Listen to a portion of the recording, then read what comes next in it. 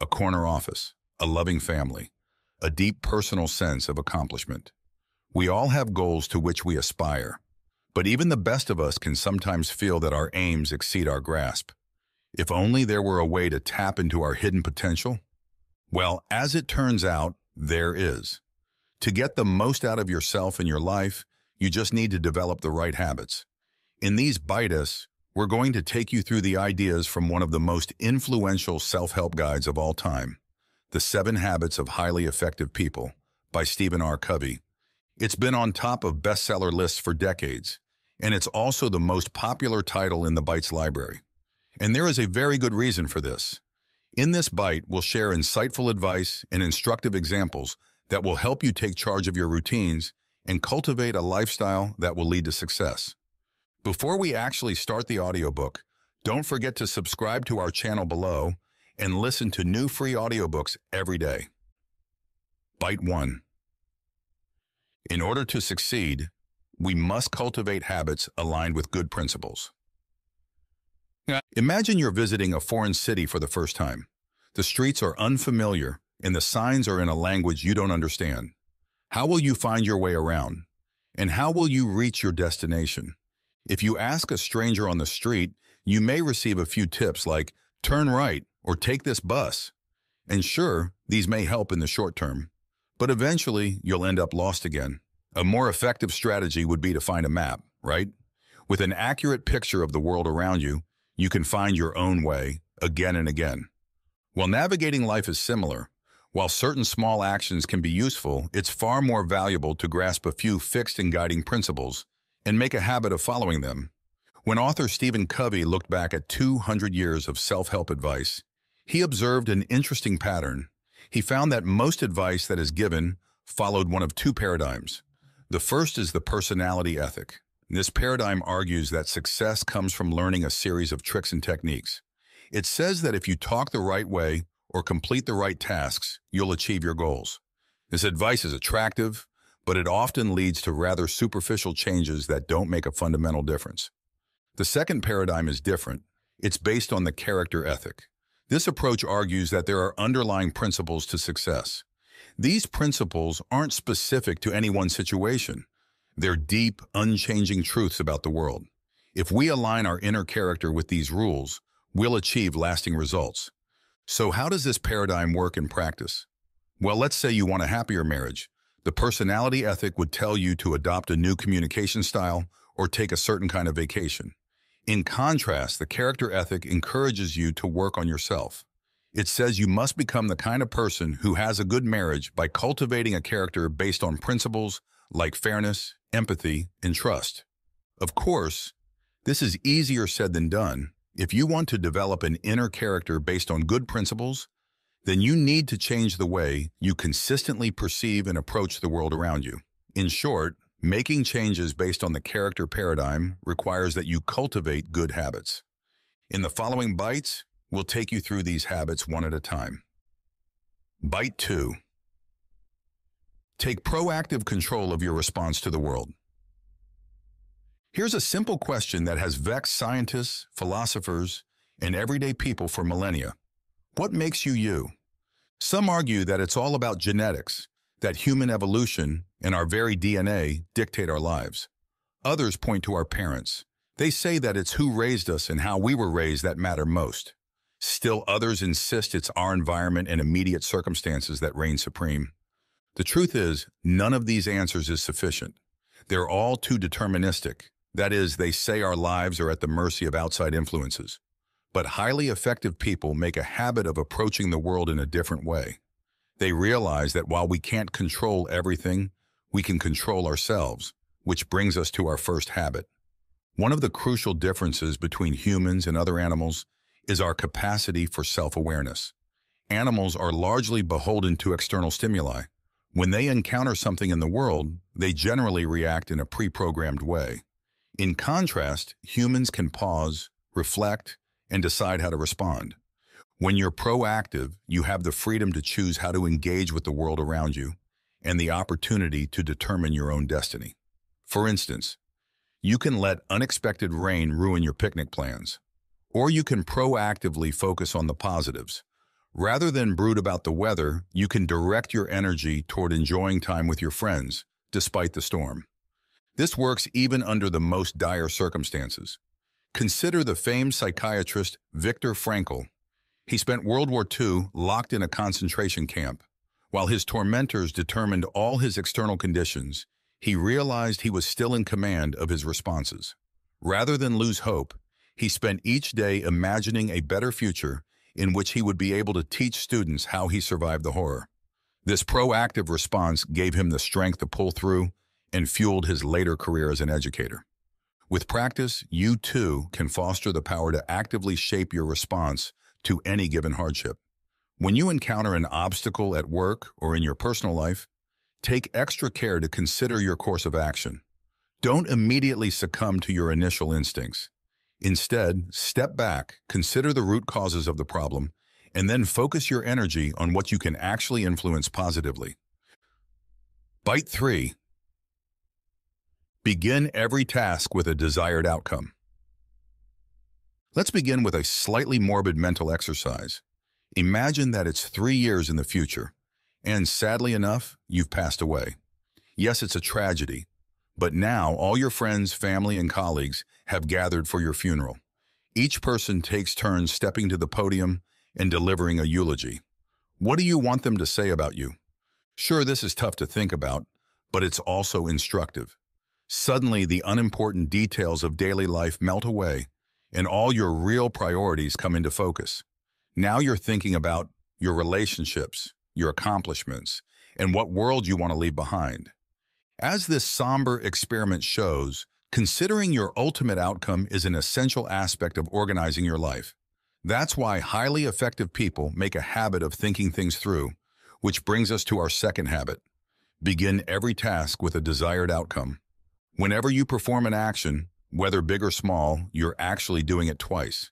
You see, before you physically carry out a process, you must first imagine it by conjuring up a plan.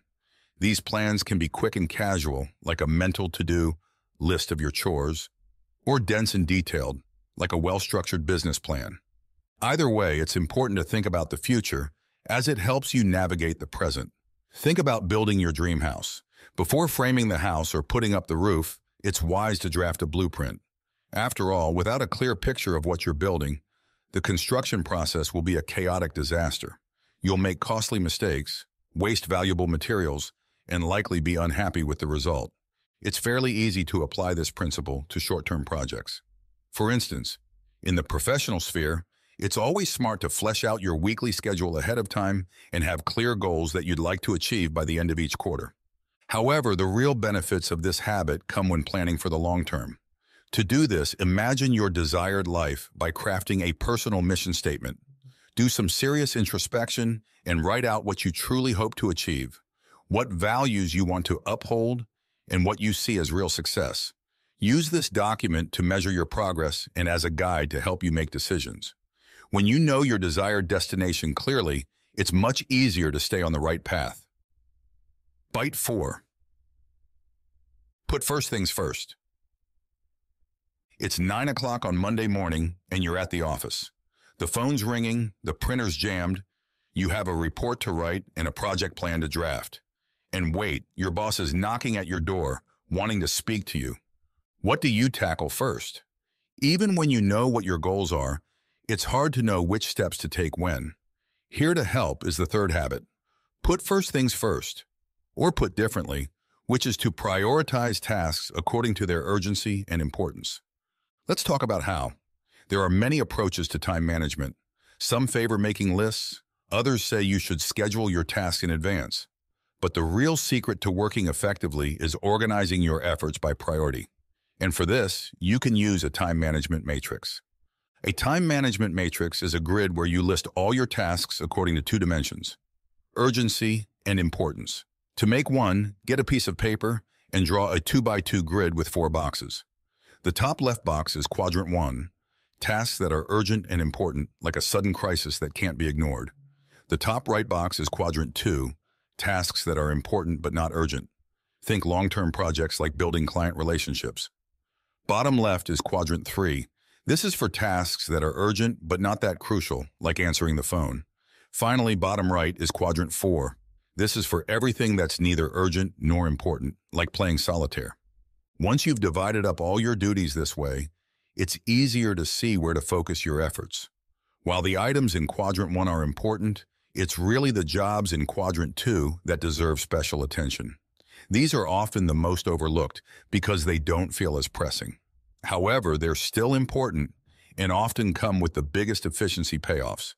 If you address them early on, you'll help prevent new items from appearing in quadrant 1. Of course, no one can do everything alone. Sometimes putting first things first requires you to delegate items that don't need your personal touch. Just be sure not to micromanage. Don't assign tasks. Instead, ask for specific results. After all, when it comes to efficiency, the outcome is what matters most. Bite 5. Always look for the win-win scenario. You're at a championship football game. It's the final competition of the season. There can only be one winner and one loser. One team takes home the trophy, the other goes home empty-handed, no matter how well they played. Luckily, not all areas of life are like this, where one team must triumph and the rest fail. In fact, if you use collaborative thinking, most situations can be mutually beneficial. That's why effective people make use of a fourth habit. Ensure everyone has a positive outcome. Throughout life, we structure our relationships using certain paradigms that shape how we interact. For many people, the dominant paradigm is a win-lose worldview. This means they see every exchange, whether personal, business, or other, as a competition in which getting what you want means the other parties can't get what they want. While this paradigm is useful in some contexts, it's disastrous in others. It makes everything a competition, turning potential partners into adversaries. This breeds distrust and disharmony, and eventually makes both parties losers. For example, imagine a sales team in which only the top-performing person gets a bonus. The rest get nothing. This is a win-lose arrangement that incentivizes each player to care only about himself. People who feel like this may hide leads, or worse, sabotage each other. The result? Fewer overall sales. There is an alternative to this, and it's the win-win paradigm. This worldview ditches competition in favor of collaboration. It seeks outcomes that benefit everyone involved. For that sales team, this could mean giving out bonuses only when everyone reaches individual sales goals. That way, one salesperson's win is also a win for everyone else. This win-win arrangement encourages communication and teamwork, and will result in more sales and happier workers overall. Now, what's the best way to ensure you're always looking for the win-win? Adopt an abundance mentality. This mindset doesn't see good things like success, joy, fulfillment, or even profits as rare commodities. Instead, it knows there's always plenty for everyone. When you realize there's always more value to be had, it's easier to look for ways to collaborate on attaining it. With a win-win mentality, your biggest victories come when you see that you're all playing on the same team. Bite 6. Build stronger relationships by truly understanding others. Words are blurry, you're always squinting, and you can't pick out a friend from 10 steps away. It's time to visit the optometrist. Now you know how these trips usually go. You read letters off a chart as the doctor tries out different lenses. Eventually, you find the exact lens for you. But what if the doctor took a different approach? What if instead of testing your eyes, she simply gave you her glasses, said, "These worked for me," and left it at that? Well, your vision would still be blurry, and you'd probably find a new optometrist. It sounds absurd, but when it comes to communication, many people act like that doctor. They offer solutions before actually understanding the problem. Highly effective people take a different approach. With a fifth habit, they listen before they talk. Good communication is at the heart of any meaningful relationship. Unfortunately, most people only hone their speaking skills. That is, they seek to be understood. However, that's just half the picture. To really cultivate personal connections, you must also understand. And to truly understand someone, you must learn to listen. Of course, listening means more than simply hearing. It means actually grasping another person's thoughts and feelings on a meaningful level. The best way to do this is by practicing empathetic listening. This form of listening requires you to tune into someone's frame of reference, both intellectually and emotionally. It means hearing that person's words, but also uncovering the deeper sentiments behind them. One way to do this is to hold off on offering advice until you clearly comprehend what someone is trying to communicate. So instead of replying to an anecdote with a story of your own, try identifying the feeling the other person is trying to articulate. This is called reflecting, and can be as simple as saying, "That sounds frustrating," or "You feel this is important." This keeps the conversation centered on the person you want to understand. Still, this isn't a shortcut or trick. For empathetic listening to work, you must have a sincere interest in other people. It takes time, effort, and practice to do correctly. But if you try it, people will notice and appreciate your attention. In fact, they'll often reciprocate with empathy and respect of their own. Over time, your relationships will become more open, satisfying, and meaningful. Bite 7. Create powerful synergy by fostering the open exchange of ideas. Let's take a walk through the rainforest. It's teeming with life and beauty. What makes this place so vibrant and lush? Is it the birds in the trees? The ants on the ground? Maybe it's the sunlight streaming through the canopy overhead? No, we can't give credit to just one element. Really, these things are all interconnected. It's life's complex web of interactions that allows such ecosystems to emerge and thrive. In nature and human relations, the whole is often greater than the sum of its parts. We call this phenomenon synergy, and highly effective people are always open to unlocking its potential and implementing this sixth habit, creating powerful synergies by fostering the open exchange of ideas. Synergy can be hard to define, but put most simply, it is the creative force that emerges when different people are brought together in harmony. You see, every person is different, and each individual comes with a set of strengths and weaknesses. So when groups work together, they can actually reinforce each other's positive attributes while mitigating their negative ones. In the end, a better whole is born.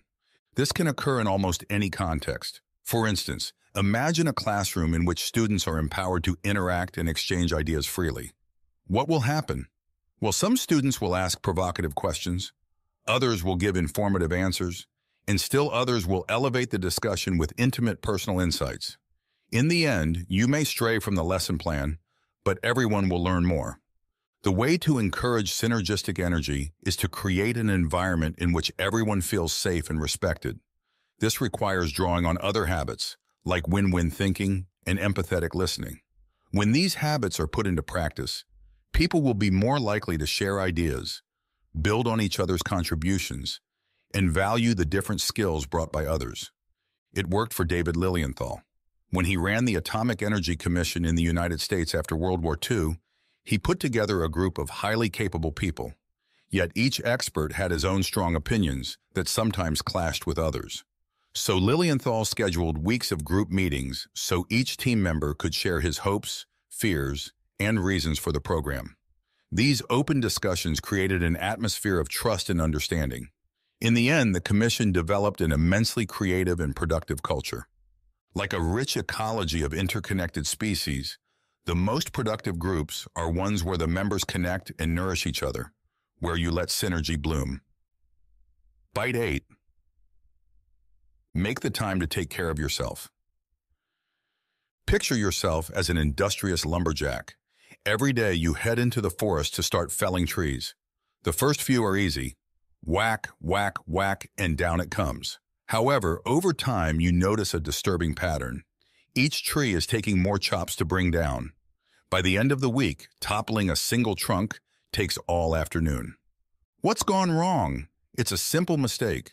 While you've been hard at work, you've forgotten to take care of your tools. Your trusty axe, once sleek and sharp, is now dull and useless. As this parable shows, even the most driven and dedicated workers will eventually burn out if they don't take breaks. For this reason, the seventh and final habit of highly effective people is all about rest and renewal. Make the time to take care of yourself. As you strive to achieve your ambitions, it's easy to get so caught up in outward action that you neglect to nurture your own well-being. Of course, this is a dangerous oversight, because without a well-maintained body, mind, and spirit, all your other effective habits will start to suffer. So it's crucial to allocate time and energy to renewing yourself continually in 4 different dimensions. The first is the physical dimension. This means taking care of your body with regular exercise, proper nutrition, and plenty of restful sleep. Developing these healthy habits will give you the endurance to keep operating over the long term. The second dimension is spiritual. Renewing this dimension is all about getting in touch with yourself, your values, and the beauty in the world around you. Each day, take a few moments for quiet contemplation, prayer, or mindful meditation. You'll find such practices keep you centered and ready to handle adversity. The third dimension is mental. Just like your body, your brain needs regular workouts. Stay sharp by always learning something new. Practice new skills, read new books, or try picking up a foreign language. These hobbies enrich your life and keep you engaged with the world around you. The fourth and final dimension involves the social and emotional aspects of your life. Pursuing efficiency doesn't mean you have to sacrifice your social life. Just the opposite, in fact. It's crucial to nourish both your personal and professional relationships. Check in regularly with loved ones, chat with colleagues, and play with your children. If you make a commitment to renew each of these dimensions, you'll continually reap the rewards. With this habit firmly in place, you'll always be ready to act as an effective person. The key message in this book. It's important both to recognize your accomplishments and to make a commitment to continual improvement. Stay aware of your self-improvement journey by tracking your successes. Make a list of qualities you'd like to work on and evaluate your performance week after week. Seeing your success will help keep your spirits high and motivate you to move forward.